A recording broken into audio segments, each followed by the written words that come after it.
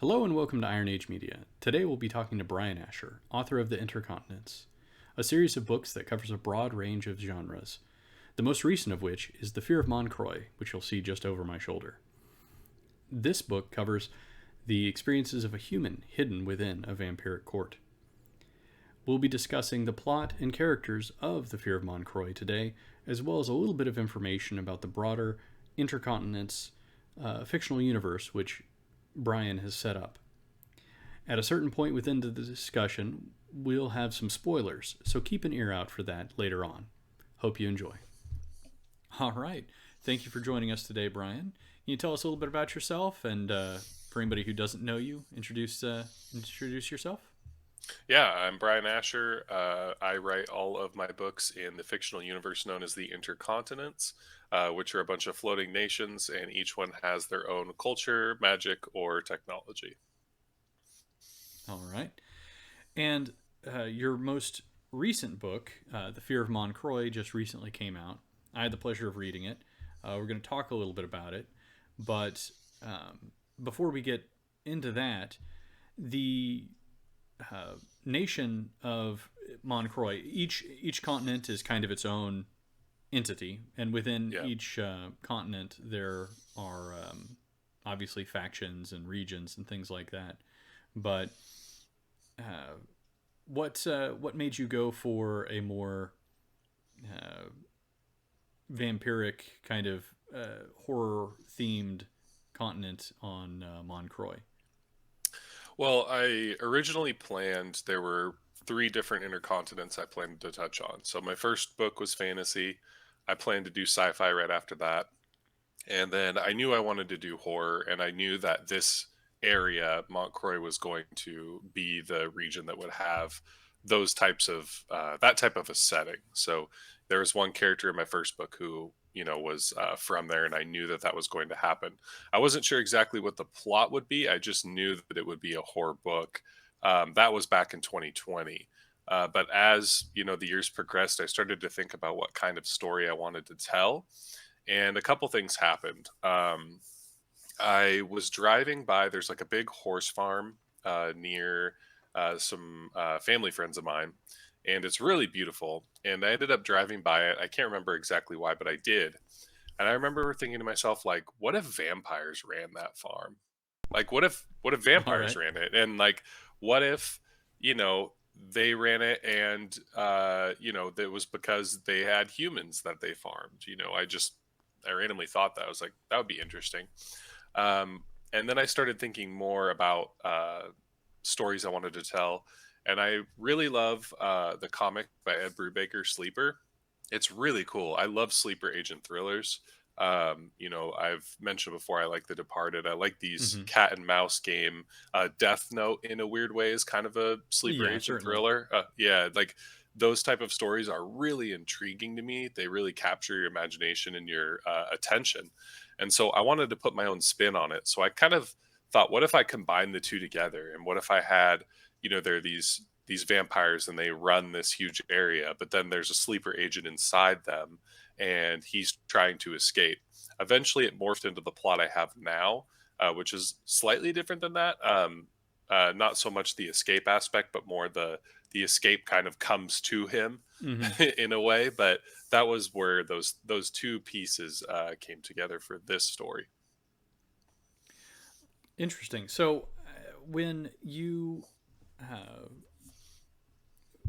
when you were working on Davion, which is the main character, you have a brief prologue, uh, which I mean, it's no spoilers with this. It says on the back cover, Yeah. is part of a failed attempt to uh, overthrow or at least subvert the vampiric court, which is really only a small part of Moncroix in the grand scheme of things. But you had him set in how many years was it? 10 years that he was. Hmm. Okay, Yeah. I couldn't remember if it was 8 or 10, but it was quite a long period of time. Yeah. And one of the core components of at least Moncroix are the magical snares. So he's been living kind of as a vampire, but not just as a vampire in the blood drinking sense, but also in terms of their magical abilities and behaviors. And there's a lot of stuff that was like touched on but not covered. Was there ever a version of the story where you had more of a direct line from like, okay, well, I've been found out, now I have to do this, now I have to do that? Or did you always start the story out as kind of like a 10-year jump and then just have all the I history in the background? I always planned to have that. Just because when I really thought about the story, so I wrote I write sequentially. I know some people write out of sequence, which I don't know how they do it. That's I don't know how people do that, but I write sequentially, and I wrote the prologue and I wrote the chapter one like pretty close together. Like there wasn't a big break between when I wrote those. I think the first maybe like 4 or 5 chapters, including the prologue, I wrote like pretty quickly before I took a break from it to get the plot all together. Mm-hmm. And I always planned that because once I decided that Davion was going to be like stuck and then come out of it, Mm-hmm. I knew that I needed enough period of time where people could understand, like, okay, he's really like accepted his fate. Yeah. So that was why I did that, because otherwise I'd have to write a longer book if it was like if I have to write his entire journey getting to that point, then that's it would make the book longer. And since I tend to write things in like the 250 like 270ish like page range, I had to make sure to kind of find ways to cut down, and that's one way I could do it. But one thing that did change is originally I was thinking he was going to be almost like I was thinking maybe there'd be a story where he was almost kind of cowardly, and like that's why he was Mm-hmm. stuck. Like he decided not to act, and then somebody comes along who like brings him, and there'd be this journey taking him from like coward to like hero. Yeah. But that story really just didn't connect with me. Like I couldn't find a way where it really made sense at the time, and so I ended up sticking kind of with what I have, where he just happened to be the last one based on some reasons I won't spoil now. We may dive Yeah. into later in the interview, but I do have like a flashback sequence that shows why he was the last one, Mm-hmm. and that scene actually, I'll explain this really quickly, but that scene actually originally wasn't in my outline. I got to a point where the scene where he and another character are like sitting around this fire. There's not too much spoilers there with Mm-hmm. that, but they're sitting around a fire, and then I A fire, realized you like, say? My goodness. Anyway, so go. yeah, I know, right? And then I was thinking to myself, I'm like, this story really needs this. Like, it needs this moment, because otherwise, you don't have any other major emotional touchstones for Mm-hmm. Davion, and it makes sense at this point in the story. So that ended up getting. I knew why he ended up Mm-hmm. like that flashback I always had in my head, but I'd actually planned on saving it for another book. And then as I wrote the story, I realized this moment needs to be in here for people to really connect with him as a character and understand like why he's the way he is. Otherwise, it would be too dry. Yeah, absolutely. And I actually, I definitely think that's a good thing that you did that because although you start the story out with Davion and it goes, um, it's very clearly, about him and everything else. Quickly, you start introducing other characters, and some of those characters have a lot more immediate emotional connection and everything else. But all of your characters have good backstories. And one thing that I liked about the Fear of Moncroix is that your characters seem to be focused on the most interesting parts of their lives. You know what I mean? Like you're not, like you said, you're not doing a big, okay, well let's get him to the point and let's break him down Yeah. and everything else. We're assuming, like, hopefully you're trusting the reader to be able to rationally figure out that if you had to do something, if you had to live a lie for 10 years, that you're going to be pretty much, you know what I mean? Like you're not going to be in Yeah. a good state of mind Yeah. for heroics and anything else, even if you are, generally a heroic guy. Yeah. So I appreciated that. But yeah, with, oh no, I'm blanking on the name of the uh, the character.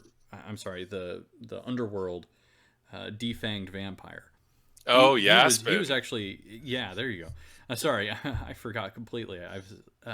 But I really It's enjoy early. It's his. okay. Yeah, I know, right? But with his background, I enjoy. That was a good example of the background of court of the vampiric court, and it was a good way to kind of bundle up some of this lore and things. And I felt like you had a lot of lore despite moving very quickly through the story. Is that something that you've had to work on with these books? And did you ever have to like did you ever get to the point of being like, I'm going to be talking about the, the political structure of such and such, or the minutia of this magic system, and then you read back and you were like, oh god, I got to get rid of this. This is not. Yeah, no, that's a good question.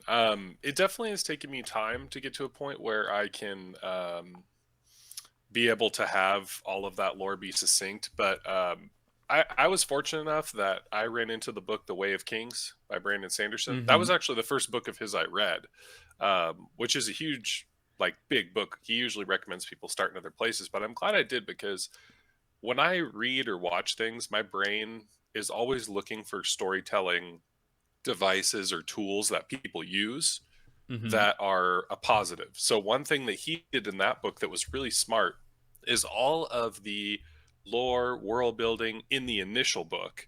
There's like barely any exposition about it. Like if you Yeah. actually read, there's like no exposition. It is straight up like every little piece is layered in. You learn about where their armor comes from, their slang, the cuss words, Yeah. the society. Everything is learned through actions and dialogue, and like it's so well layered. And I noticed that, and I'm like, okay, like that's a really smart tool, like the way that he layers it in. So as Yaspin was, doing, he's the defang vampire. As he's doing things in the story, it was very easy for me to layer those things in without exposition because he's someone who's interacting with everybody. Mm-hmm. He's interacting with all different kinds of people. So that was like one touchstone. But I try and think about that storytelling device, and I utilize that storytelling device as like, how can I have them share something in dialogue? Mm-hmm. Or how can a character's action or movement or anything that I can do to share things of the world that feels more of like an experience or an immersion Mm-hmm. is the way I want to do it rather than exposition. Yeah. Show versus tell, and that's definitely taken me time to get better at. I think if you read my first book versus this book, I think you'll notice this one is much better at it, and the world building and lore is much richer and deeper. Also, because I've gotten better at building. I've built two different worlds, and this is the third world I've built, and Mm-hmm. so I've learned a lot. And then also doing the short story prompt for you really helped because that one, I ended up doing that short story prompt because I was trying to think like, oh, I really need to kind of figure out some of the really really deep layer lore, like Yeah. the gods and the like that type of lore that works its way up into these people. And so when I kind of developed some of the ideas for how I wanted like the gods and everything to work, that really helped me get ready for this book because there's a lot more direct ties to spirits and gods and things like that. So those two really correlated well. But one other thing is I don't try and define too much of my universe. I really want to make sure that there's like room for things to grow and expand. Like I Mm-hmm. look at like what Michael Moorcock did with Elric, and now you see the books, like the little trade books or the big volumes now. They have like the big volumes of Barnes and Noble. And I remember reading, I can't remember if it was the end of the third one or maybe the second one, but it felt as if when he was writing it, it wasn't that he was making it up as he was going along. It was more so that like as he built the world, he left himself room to keep it growing in kind of like a punk rock way. Like the music had room to move around, or like jazz music. And so I Mm-hmm. try and think about that aspect as like how can I make sure that I'm not like, okay, you're only in this box. You've drawn a map for it. The map's in the page of book Yeah. one. You can't go outside these boundaries. I don't like that. I want to be able to be like, okay, I want to build this over time and then get to a point where like, maybe 5, 6, 7 years down the line, I'm like, okay, I've defined what my boxes, but I don't want to put the bracket on it yet. So, Yeah, I think. Well, I think that's a good plan for a lot of reasons. Especially, as somebody who's like an author, you may not have all of your. You may have thought a lot about the world, but just because you've thought a lot about the world, let's say you have something get popular, and then like some fan comes up and is like, "But what about this?" And you're like, "Oh, yeah. oh, I've accidentally stuck my head in a noose here instead of just leaving it out there." But I think that moving into too much like hard lines on various things can be very difficult. So I'm glad that you leave that open. I also think it adds a certain mystery to things. Uh, Yeah. what Going back to Sanderson, so he's one of the, I would say, people who can get away with doorstopper fiction, Yeah.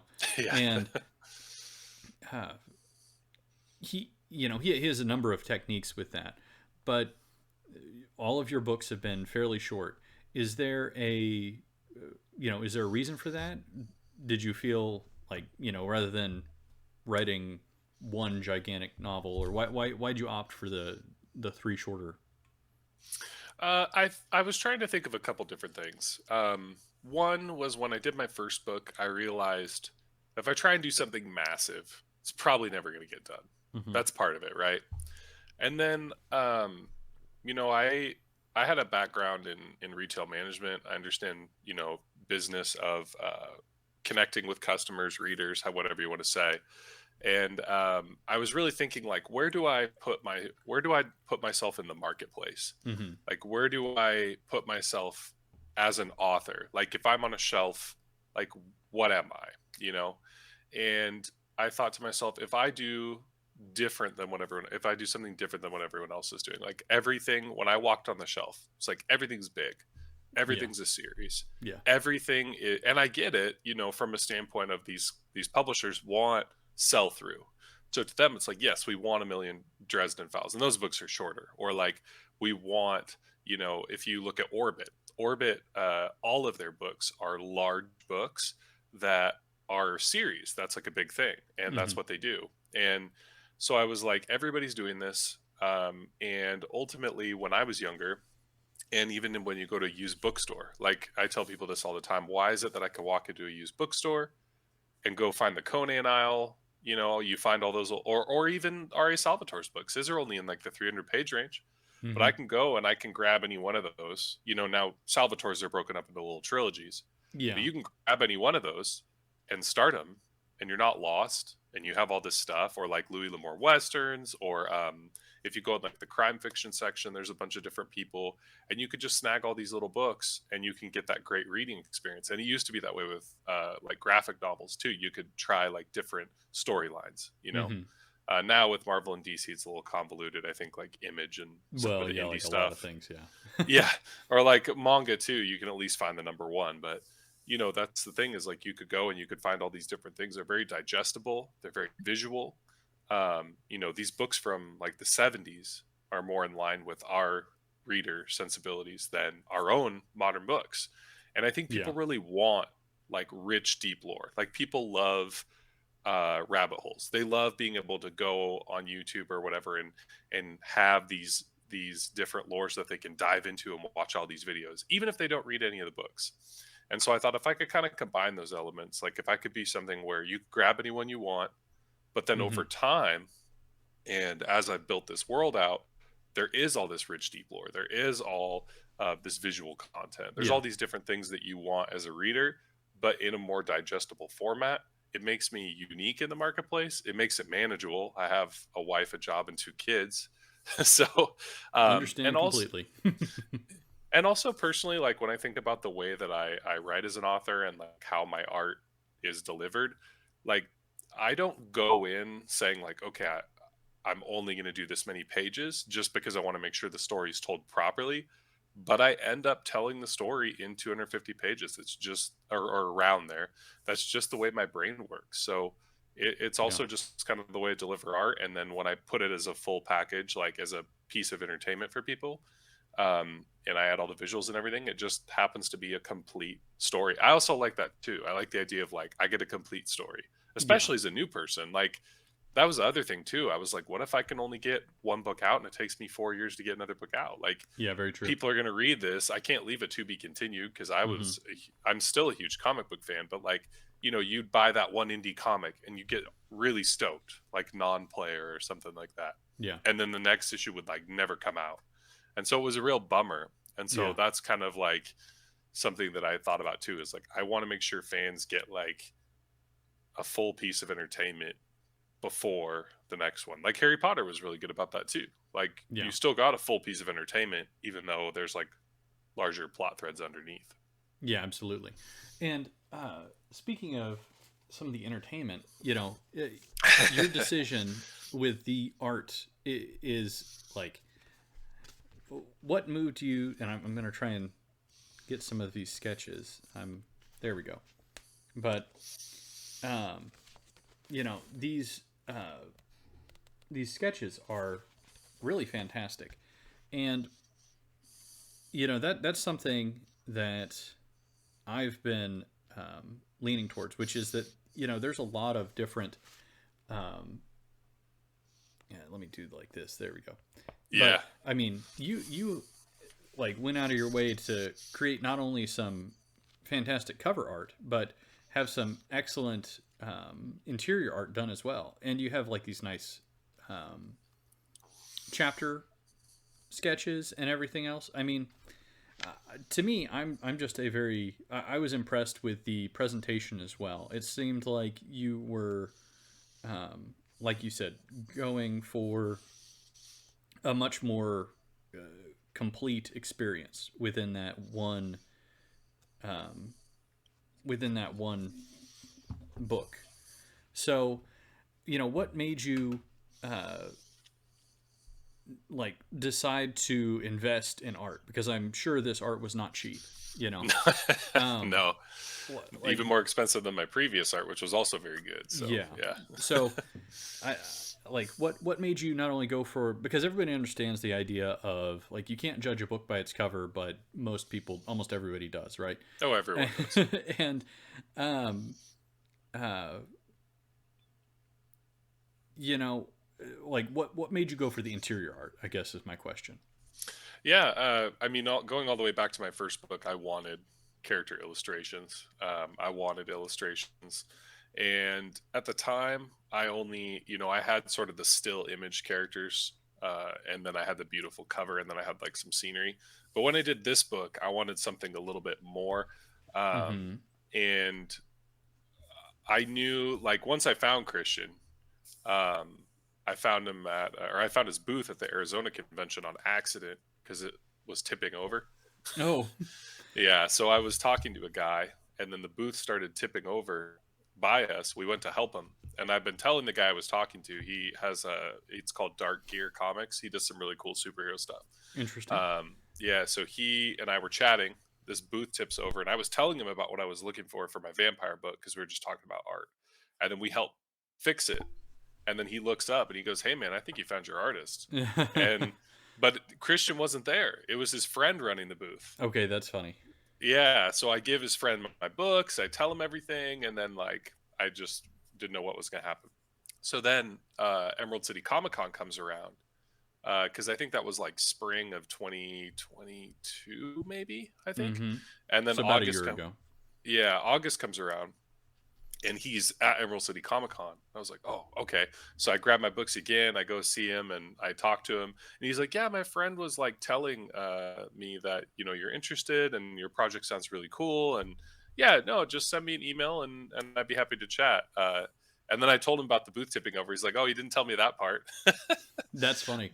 But Why yeah, why was it tipping over? I gotta ask. there he has like those big stands with all the art Mm-hmm. that have like all the big bars, and then he hangs it down, and so he was Yes. trying to put it up and it just started like Collapsing. it started collapsing. So Okay, okay. I this wasn't was sure if set you were up. at like some kind of deranged outdoor Comic Con type thing. This You was never like know. Phoenix Fan So you Fusion never or know what's whatever. going on over there in Arizona, right?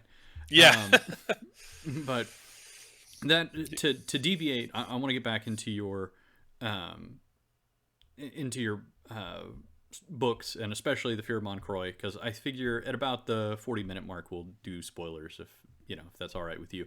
Oh yeah. But um, Comic Cons, or not Comic Cons, but just conventions and whatnot. You've you have a very nice setup, and I've watched one of your videos recently of you kind of walking through, I think, Emerald City, correct? Yep, And that's the one. um, have you seen a lot of success? Because there's not as many people that I see, at least author wise, who go to conventions, unless they're like a niche convention. But Oh, yeah, that's a good point. I actually I had a really good conversation with another author. He's in Kansas City, I believe. mm-hmm. And he has the Hyper Berea books. He's in our big author Twitter group. But we were chatting, and the big shows before never were like, they were either a break even or a money loss, generally a money loss, because I would be like, either the Yeah, booth is really expensive or flying somewhere. yeah, And so small shows were key, because you could generally make money at those. interesting. Uh, but this year at Emerald City I actually did very well. It was the first year that, Congratulations. yeah, thank you. It was the first year I turned like a significant profit for my books, which my plan is I've kind of got like a stage set where it's like, initially I was like investing everything myself. I wasn't making any money, and it was more just to build, learn, get my name out there. Mm-hmm. Now I I kind of want to I could be a relate. Exactly. Now I'm at a point where I just want it to kind of keep itself going. Like, I just want to be able to at least make enough to fund the next art, to Mm-hmm. fund the next con, to fund, Absolutely. like the money from Emerald City is paying for my comic book. So that's kind of where like my head's at, is trying to keep things moving. Um, but yeah, so that's the thing with the big shows is I'm at a point now where like I have 3 books. I made the huge tower.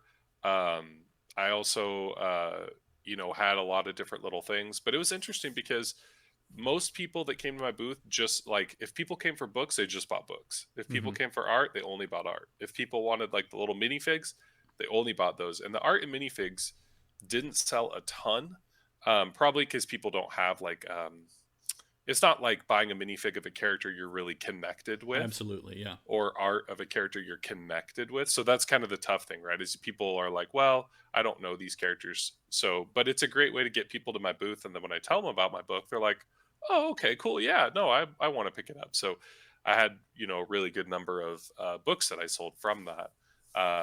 And as far as like, real quick, Christian's art, when he did those vignettes, like the art in this one, if you look at like the Countess Fiona, the girl vampire that you showed earlier, Mm-hmm. everybody is like, it's not just a single character, it's like a vignette. And that was like a big step up in Mm-hmm. this book. That was worth paying extra for, is having like more of like a scene or an explosion around them. That was something Mm-hmm. that really drew me to his art, is being able to have more than just a standing characters, have like a world kind of coming out from them. Yeah. And Absolutely. that's a big thing in this book that was a step up from my previous ones. Well, cool. There's a couple things I want to touch on. One is, I guess, will lead into the other, which is your decision to go with like the figurines that are, and if I'm not wrong, they include some data and stats for things like D&D or Yeah. Pathfinder. Hmm. And what made you be like, yeah, I'm going to go ahead and create these characters and everything else. Art prints, I understand. You spend money on beautiful art, it makes sense to sell prints of it. Yeah. But how did you decide to go into the minifigures? Kind of happy accident. So I have a friend, her name's Autumn, and we play like D&D occasionally. We're not good at it. It's more just for fun. Yeah, I mean, if Like, you're we don't. having fun, I don't know. Whatever. Yeah, I'm not too worried about. yeah, Anyway, go we ahead. we don't know what we're doing.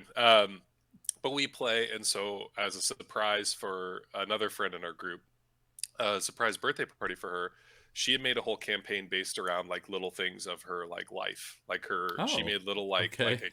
a cat person and a dog person for like her pets, and Mm-hmm. their personalities match the pets. And it was really sweet. It was really thoughtful, really sweet, and it was really funny. And so she had done this, and I was like, where did you get these figures?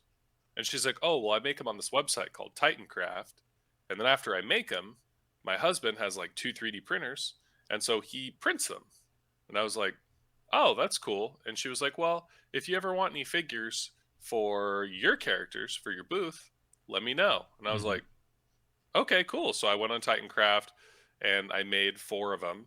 And then I was like, can you make these? And yeah, so now I have minifigs. And then I was like, well, I don't just want the figures, I want something more.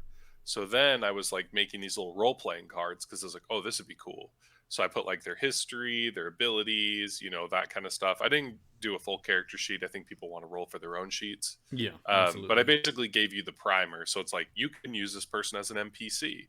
You could use it as a character. You could use it however you want. But it gave me something really cool for people to have. And they come in like all this custom packaging that took way too much time, but it was still fun. Yeah, I'm sure.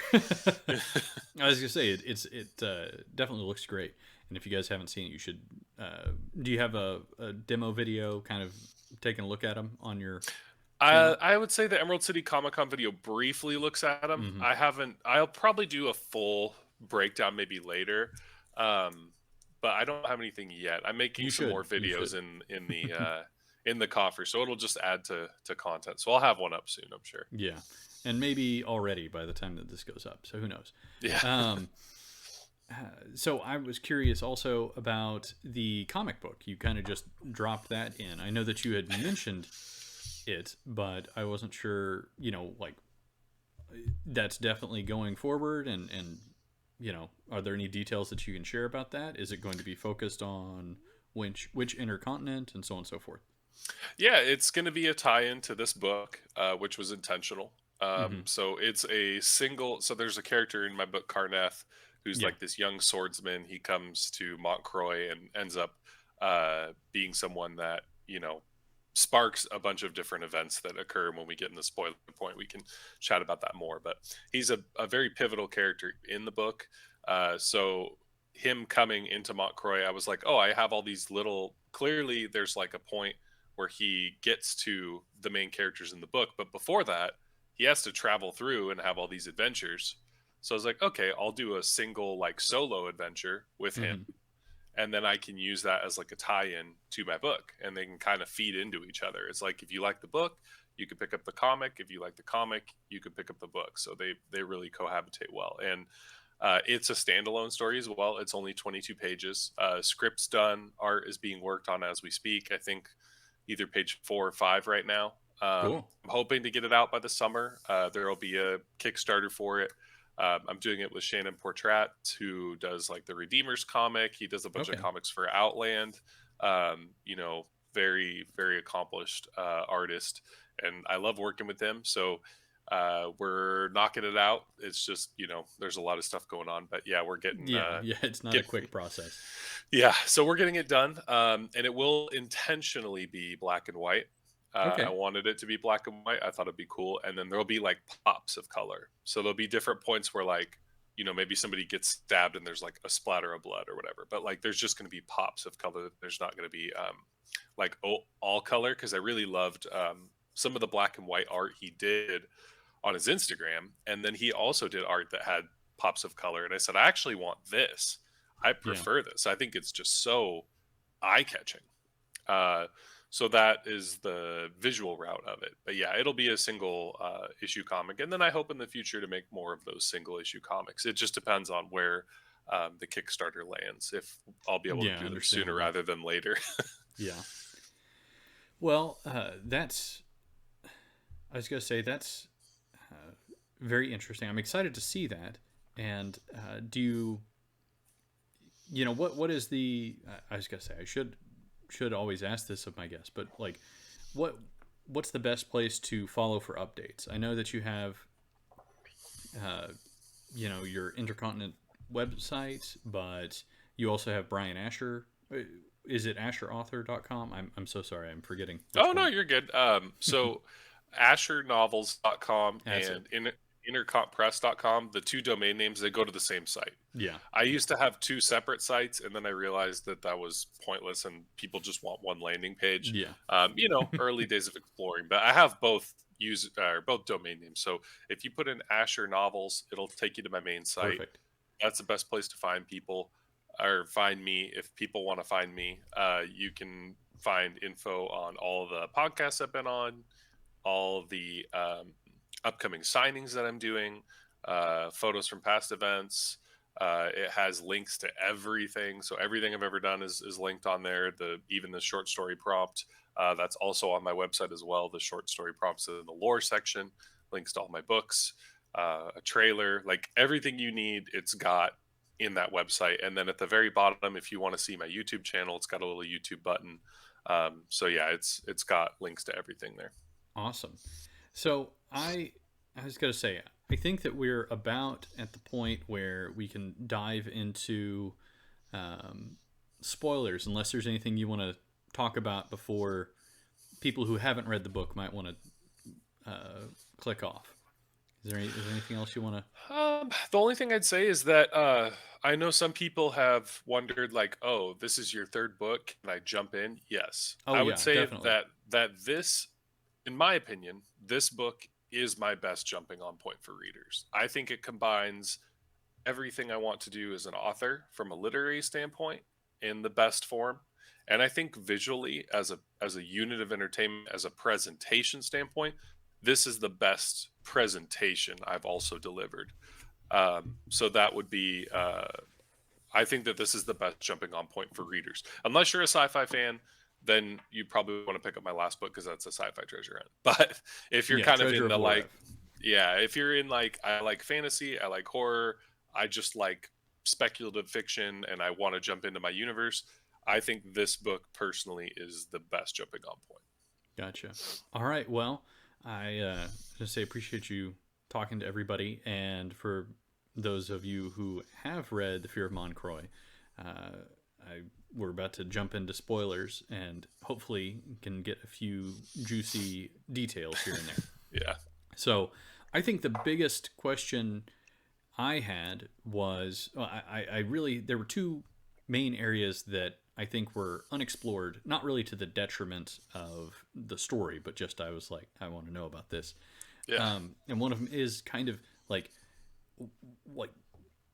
Karnath, like what's his history is probably the first one. I know that his father was one of the Waywards and everything else, and that whole backstory. But you know, you talk about some of his adventures without spoiling the comic.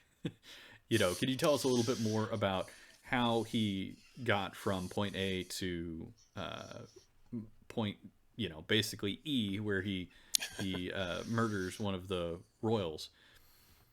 Yeah, yeah. So his father is Regis Allard, who was a wayward. What ended up happening was Regis decided to leave at that Mm-hmm. point. And when you have so the humans have kind of figured out a way to apply the snare that's not really supposed to be applied the way it Mm-hmm. is. And he breaks it. And when you break it, generally you're supposed to just get ripped apart and die. Mm-hmm. And the spirit takes you in because of their sort of like perversion of the snare. When it breaks, they have to flee the intercontinent before the spirit finds them. Oh. But the leader of the waywards, he's not really telling them that. He just like people don't really know. He just says, oh well, you have to leave, like that's like a oath thing. They make it an oath thing, but then they find out later that you actually like physically have to leave or you're going to get caught. So Regis goes to Balcazet to start a new life for his family. His family's all in Culair, his wife and his son, maybe other kids as well. But they're all there. And then when Regis is building this life for them, he ends up becoming like sort of a mercenary for hire. He builds a bit of a reputation for himself, but then he gets killed. He Mm-hmm. actually gets killed in my first book. So the villain in my first book ends up killing him, and at the time you think it's like it's not a big deal, but the when he dies, he actually goes like he's trying to say like my son, and he doesn't finish the sentence. But I was setting that up in the first book Mm-hmm. that this character would exist. So now Karneth like finds out his father's gone. He receives like all of these his father's like items and stuff. They end up finding out, and he wants to get revenge, but his Hmm. mother like swears him, no, I don't want you chasing this guy, you need to find your own path, like you can't do this. Yeah. And so he ends up saying to himself, well, I need to find the waywards to properly bury my father. I have all these like effects, I have all his stuff, I want to give him a proper burial, I know he was wayward before, how do we do that? And so that's what drives him from Culair, which is the walled off city that is like peaceful, no monsters, everybody sees, into the Midland. And then as he's exploring the Midland, he's traveling around trying to find a wayward, and he can't. He doesn't understand like what's been going on. Like, no, either people don't know, or they don't mention them, or Well, they say they're all gone. So yeah. because in Moncroix you have um, the basically kind of like the human city, and then Hmm. you have the three different uh, uh, Like monster layers. yeah, monster lands. Basically, I was trying to think. Yeah. I don't know if I'd call them kingdoms exactly, but Yeah. Yeah. and then you have the Midlands, and everything that occurs. One of the things I was just talking about yesterday was the move away from a like a at the end of the world is over, kind of like we must destroy the One Ring, which the epic fantasy, very cool stuff. You know what I mean? Not Oh knocking yeah. it as a premise, but when everybody writes that all the time, it can get a little bit like, oh, Superman saves the day again, kind of thing. Hmm. Um, I enjoyed the scope of this. Was one of the things that the stakes were perfect. The stakes were high because you cared about the characters, but they weren't like world rending. Everybody in the whole Intercontinents is going to hear of this tale. You know what I mean? Yeah. Yeah. And so uh, that was kind of interesting because I, I I kind of forgot that his family wasn't actually part of the Midlands to begin with. Hmm. So, um, with there's so much that you haven't explored on these continents. You've talked about going back, and this is actually kind of not a spoiler question, but I meant to ask it earlier. Like you talked about going back and doing kind of a um, visit on these continents again, but you wanted to get through phase one, sort of. Are you? Uh, are there only three intercontinents, or is there going to be like a fourth book in phase one, or how are you going to divide like determine when phase two, quote unquote, starts? Gotcha. Yeah. Yeah. It's flexible for me because initially my plan was I'd write the first book, which is my Malcozet book. I'd write a Lorev book, then I read another book of Malcozet, then I write Moncroix, then I read a third book Mm-hmm. in Malcozet. That ended up changing because I felt it was better to kind of set the table of these places and really show people, hey, there's like a lot. Like I think having three different worlds, three standalone stories, I think it really sets the theme of what my universe is, like better than having books that jump around Mm-hmm. initially. But my plan now is to have adventures with them again, kind of like I talked about Ari Salvatore. I think it's a good example where it's like you have these little trilogies, you have these little touchstones. Mm-hmm. And so my plan is now that I have these three, I would like to do a returning adventure because I think that that sort of sets the stage for my universe. But there are a lot of intercontinents, a lot. And some of them are small and similar. And that's the other thing too, is some of them are similar to ones I've already explored. Mm-hmm. So I don't feel the need to really like build a new like world that's kind of the Focus, yeah, same. focus on them too much, yeah. But the next one that's in my head that I'll be doing a story of that is new is that well, there's two. One is the villain from my first book. He's from a place called Kratos, which is like um, almost kind of like Mad Max. He's like you have all these tribes. They live out in this desert planet. It's got sort of this very like that type of feel of the world, and they're all like mining with these like gangs and tribes, and it's very vicious. I have a story set in that world that will be I can't really do yet. I have to have certain events happen in my other books before I can touch on that one. And then I have another one that I can write whenever I want, but it's they're called the Sky Climbers, and basically there's certain intercontinents that are like really smaller, basically like fragments, and Mm-hmm. some of the best, most important minerals are there. And so these people are go out and like get they go climb and they get all these different little things. So it'll be kind of like a almost like a sky pirate story.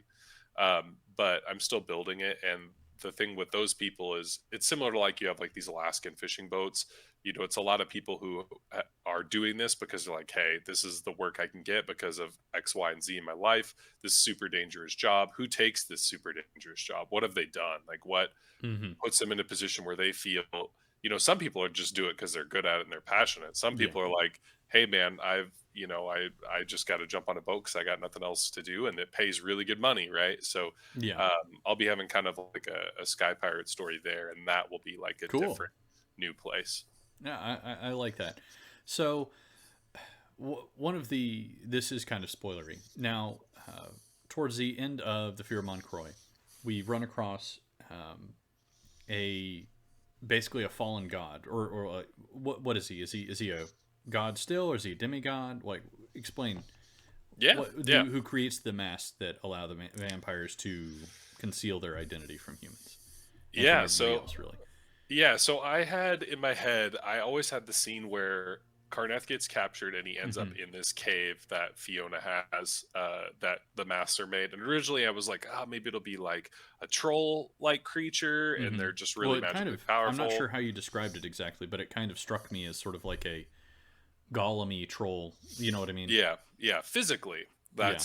And then when I was thinking about like making it more impactful, uh, I wrote the short story for you, and I was like, this.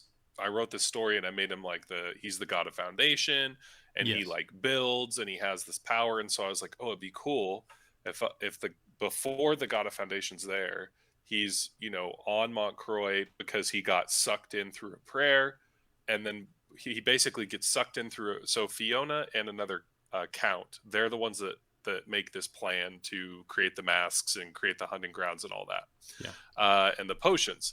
And so that Count Malnuvius, he's the one that brought this god down. He figured out a way to do it. He pulled this god down, and so this god has the ability to make certain things that nobody else can Hmm. because he's a god. But he also has, because he's pulled into a world with other gods underneath, like basically broken fragmented gods that make these spirits.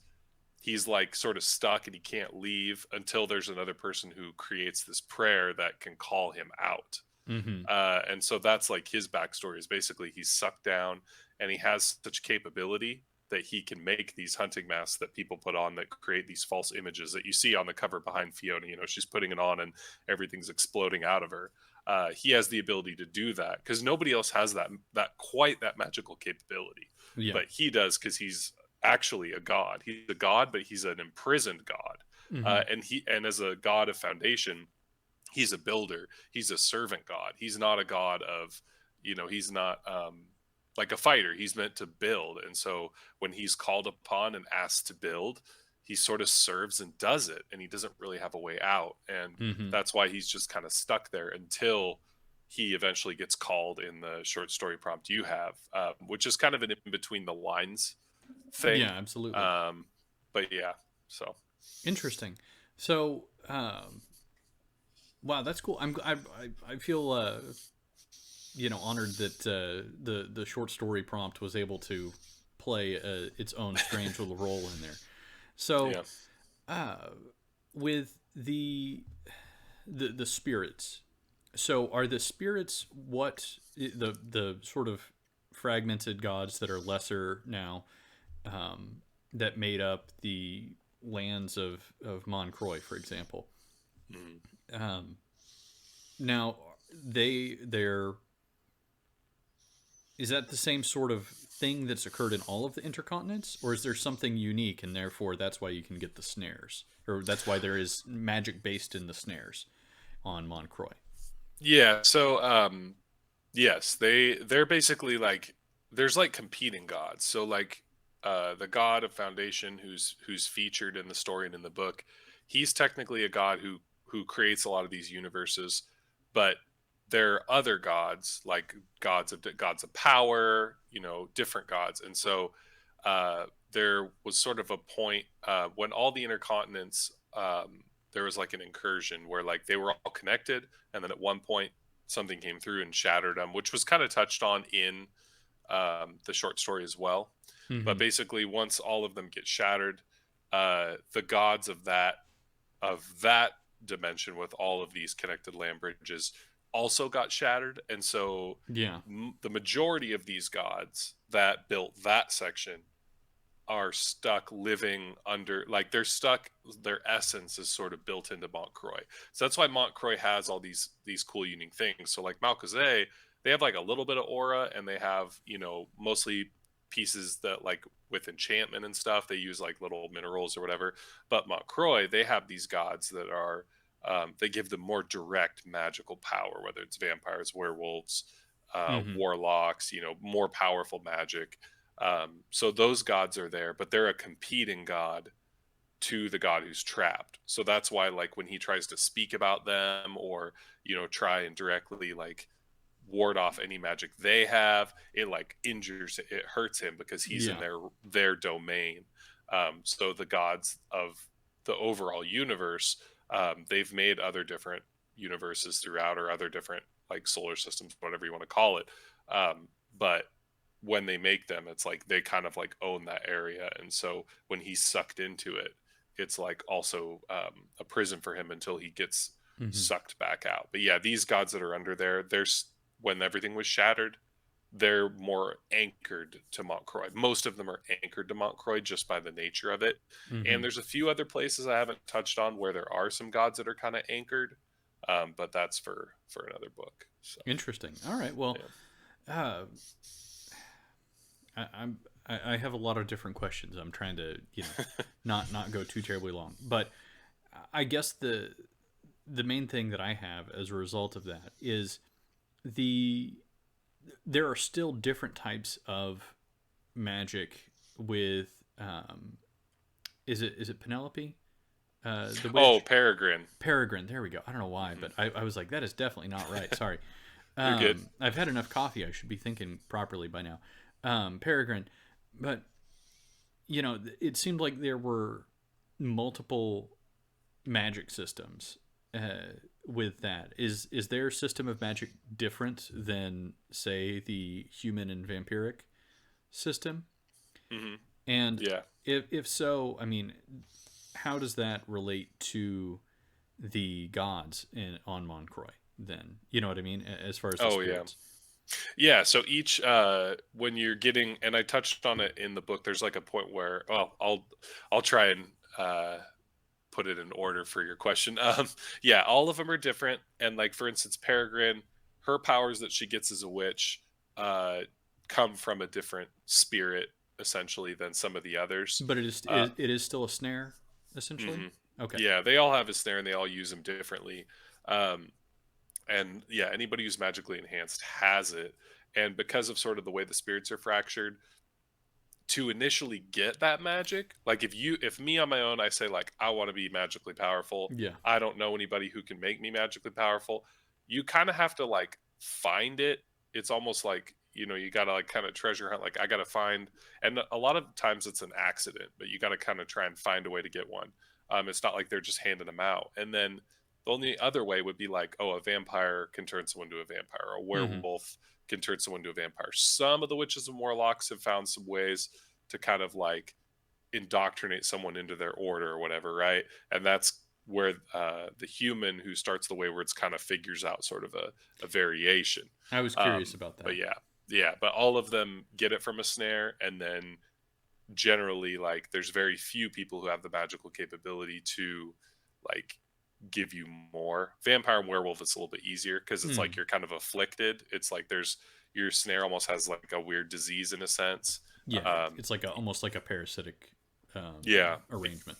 yeah. Okay, so I guess that leads me to a couple more questions. So first of all, will there be so the Waywards were kind of based off of a um, an alteration or a derivative of the witch and warlock snare, correct?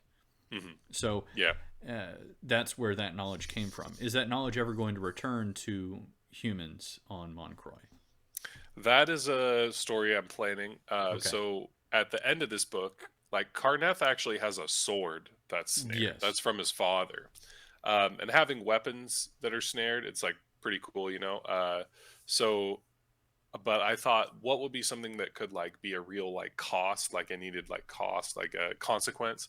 And so this is something I was going to touch on with the last question is the potion that Davion takes to take his snare from human to vampiric. He like takes the potion and then he's able to create this like false ability, like he's altering the snare, like altering a recipe, right? Yeah. Like altering it from, you know, just a chicken noodle soup to a gumbo or whatever, Yeah. right? Yeah. So uh Karneth has one of these potions from the cave when he was trapped there. And so he's fighting all these monsters. He's running out of strength. He's like, well, I'm just going to try this potion and see what happens. Yes. And so the god sucks him down or sucks his soul, sees that he has no snare, and is like, what are you doing? Who are you? What is this? Hmm. Ends up sending him back, but and gives him power for a limited time in exchange for stealing the snare from his sword.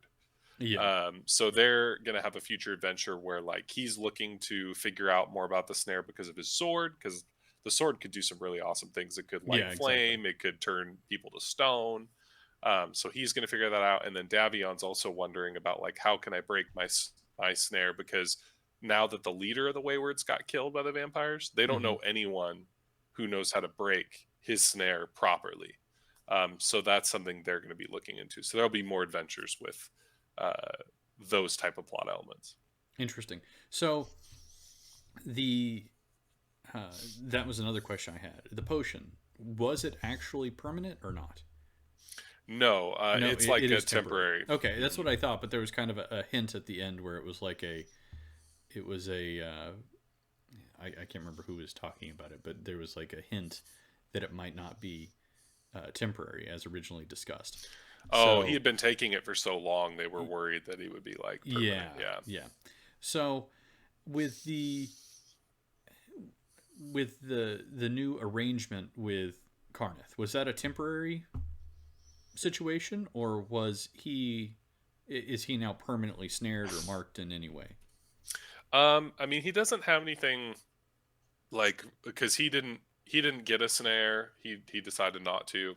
I think Hmm. it's cool to have him and Davion be different because it's almost like, you know, when you have a party Yeah. in these type of stories, like you want characters that are unique. If they're all the same power, it's kind of boring. Yeah. So he doesn't have a snare. His sword doesn't have a snare anymore. He's stuck just human.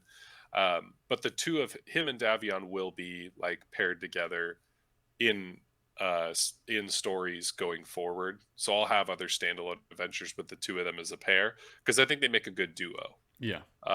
And so yeah, there'll be more stories of them like paired together for sure. Okay, I was also kind of curious about whether or not they were going to go their separate ways. So, um, with the move away from Moncroix, could Davion go and live in the human region of Moncroix without consequence, or would that be too far outside of where his snare is supposed to be? So Does he have to stay in the Midlands? he can't walk beyond the wall of Culair without until his snare is broken. Okay. So that's something that they'll try to decide. But also Davion's been living in the Midland, and obviously he's lived in Vestige, which is where the vampires live for so long. It's like, you know, these are things I'll get to tackle in future stories is like, does he actually want to leave? Does he Mm-hmm. need to leave? Like he's had this idea in his head for so long that like, you know, maybe one day I'll escape.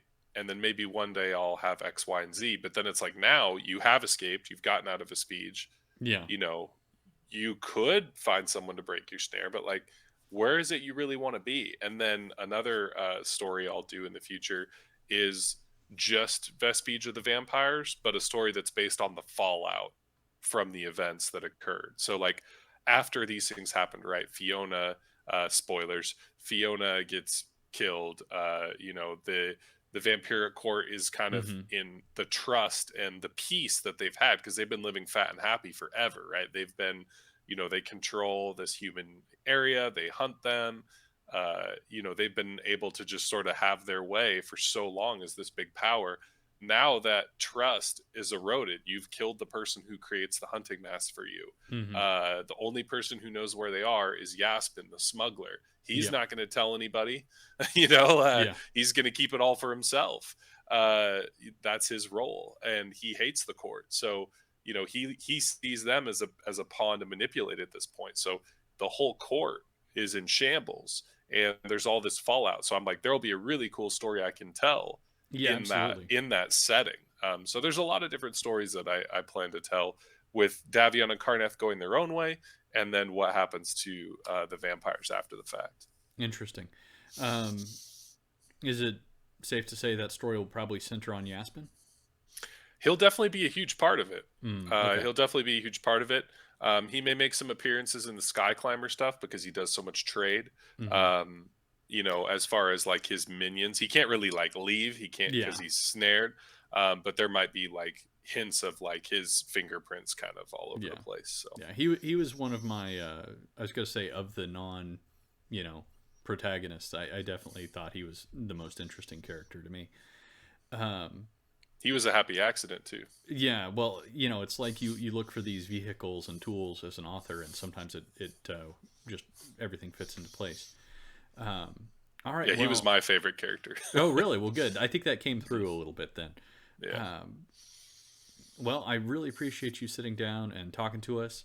Um, I'm excited to see where all this goes, and you've given a lot of like hints and teasers and everything else. Um, you already talked a little bit about where's the best place to find you. Is there anything else you want to pitch or shout out or anything before we wrap this thing up? Sure. My website, Asher, ASHER novels. That's the best one-stop shop. But again, There'll be I a put link in out the description. yeah, I put out the other place to really get to know me and my like my inspirations, my sensibilities, tips, all kinds of stuff is my YouTube channel. Mm-hmm. So right now I have book recommendation videos that share my inspirations. It's not just me talking about the books. I share, Yeah. some of the artwork. I break down where my inspirations come from, why I recommend them. They're from my own bookshelf. I have a trailer for my books I mentioned. I do videos like my new one about Emerald City Comic Con, which shares not only my booth, but it also has interviews. So there's actually an interview with the artist of this book, Christian Angel, around the halfway mark. So you can actually hear about his process on how he created it. And a little, I guess, primer is why Peregrine was one of the hardest Mm-hmm. to draw of the characters. So there's a good way to reach me there on YouTube, and I'll have actually some videos coming up soon detailing tips and tricks for new authors. If you're going to have a booth at a show, I've got like a video already in the works. It's like 10 tips and tricks to help you. So Awesome. my YouTube channel and my website are easily the best ways to keep in touch. I update both of them all the time. So my website always has my newest events, new signings, and new products, and then my YouTube channel always has new content every week. All right. Well, thank you so much for joining us, and everybody go check that out. Awesome. Thanks, everyone.